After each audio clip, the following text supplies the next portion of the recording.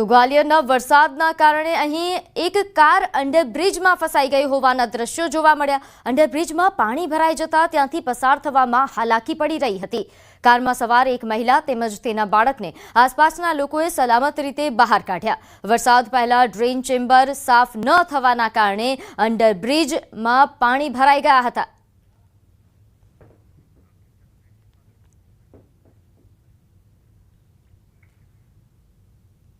તો उत्तर प्रदेशना बागपत जिल्लामां वरसादे कहर मचाव्यो छे। भारे वरसादना पगले અહીં ठेर ठेर पाणी भराई जता जनजीवन खोरवायुं।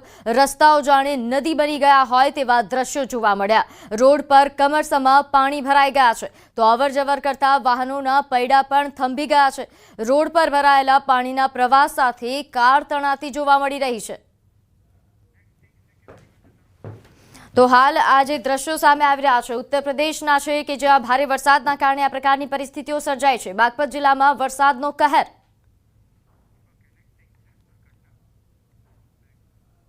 હવે વાત દુર્ઘટના અને દર્દની।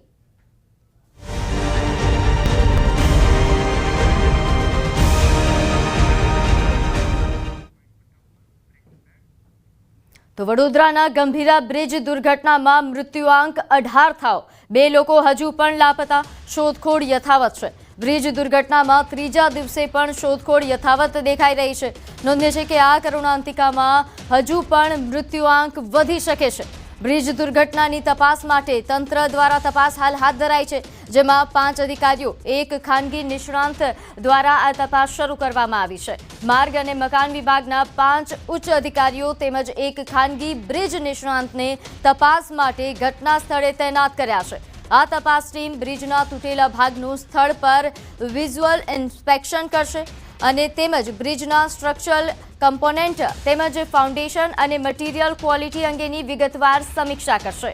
આ ટીમ દસ્તાવેજી વિગતો, મેન્ટેનન્સ રેકોર્ડ તથા અગાઉ કરાયેલા સ્ટ્રક્ચરલ ઓડિટના અહેવાલોનું પણ મૂલ્યાંકન કરશે।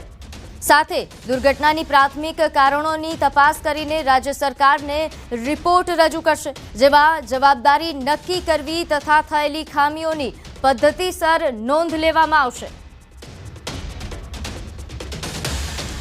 तो ब्रिज दुर्घटना ने लईने हवे तपासनो धमधमाट शरू थयो छे। नोंध्य छे के અહીં સતત 3 દિવસથી શોધખોળ પણ યથાવત છે। હજુ પણ નદીમાં શોધખોળ કરવામાં આવી રહી છે, કારણ કે હજુ 2 લોકો લાપતા હોવાના સમાચાર છે। એટલે હાલ જે મૃત્યુઆંક 18 પર પહોંચ્યો છે તે હજુ પણ વધી શકે છે તેવા પ્રકારની શક્યતાઓ છે। અત્યાર સુધીમાં 18 લોકોના મોત થયાના સમાચાર છે।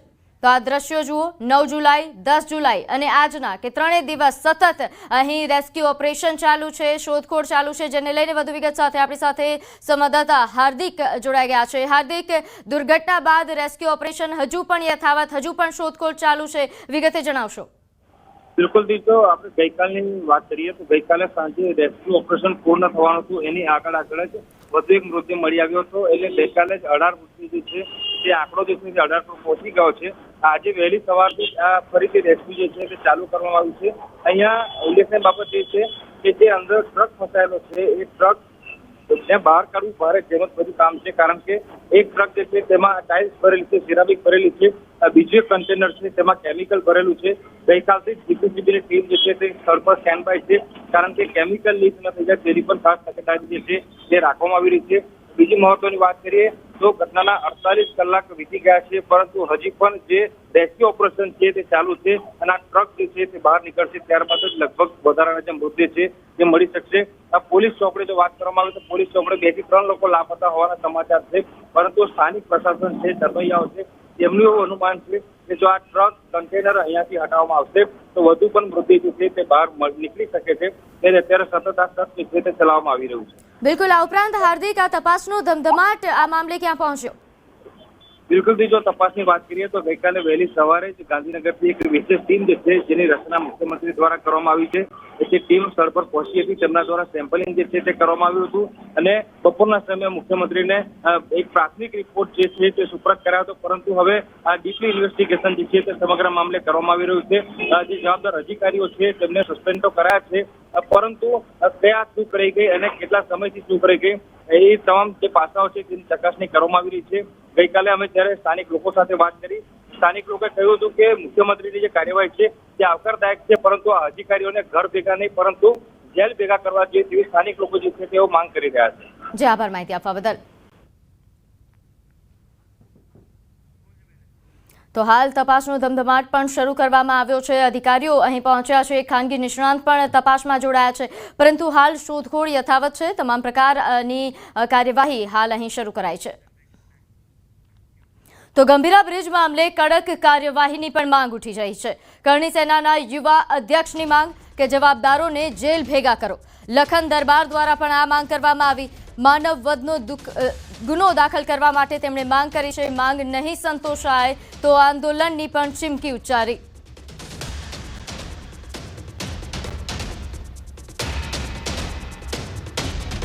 ગઈકાલે સાંજે પાદરા પોલીસ સ્ટેશન ખાતે પીઆઈ સાહેબને રૂબરૂ મળીને અમે ફરિયાદ કરી છે કે જવાબદાર રોડ અધિકારીઓ પર તાત્કાલિક ધોરણે માનવ વધનો ગુનો નોંધીને એમને જેલ ભેગા કરો.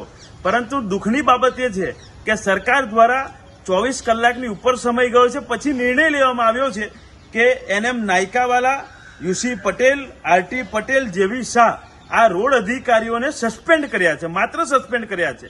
ખરેખર તો આ લોકોને અત્યારે જેલ ભેગા કરવા પડે, એ લોકો પર માનવ વધનો ગુનો લગાવવો પડે.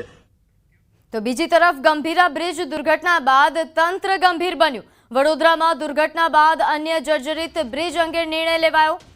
છોટા ઉદયપુરના મેરિયા બ્રિજ ભારે વાહનો માટે બંધ કરવામાં આવ્યો છે.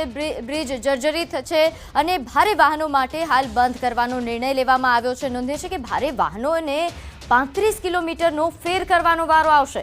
મેરિયા બ્રિજ હાલ નાના વાહનો માટે ખુલ્લો રહેશે.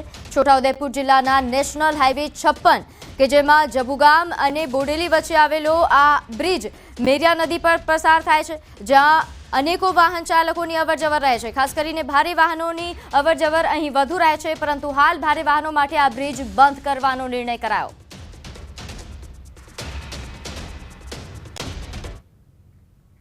તો વડોદરાના ખિસકોલી સર્કલ પાસે કાર પલટી હોવાના સમાચાર છે. અહીં મહિલા ચાલકનો હેમખેમ બચાવ થયો.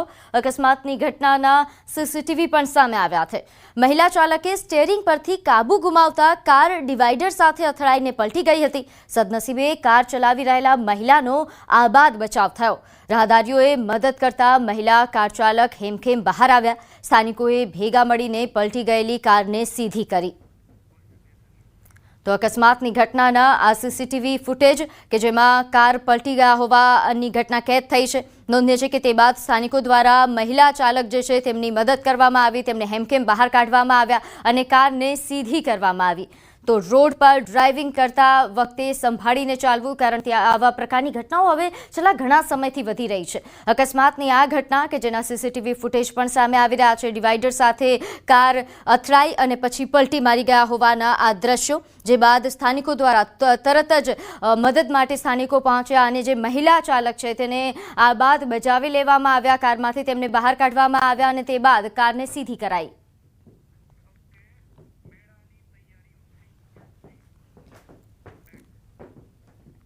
તો હવે વાત કરીએ મેળાની તૈયારીઓને લઈને.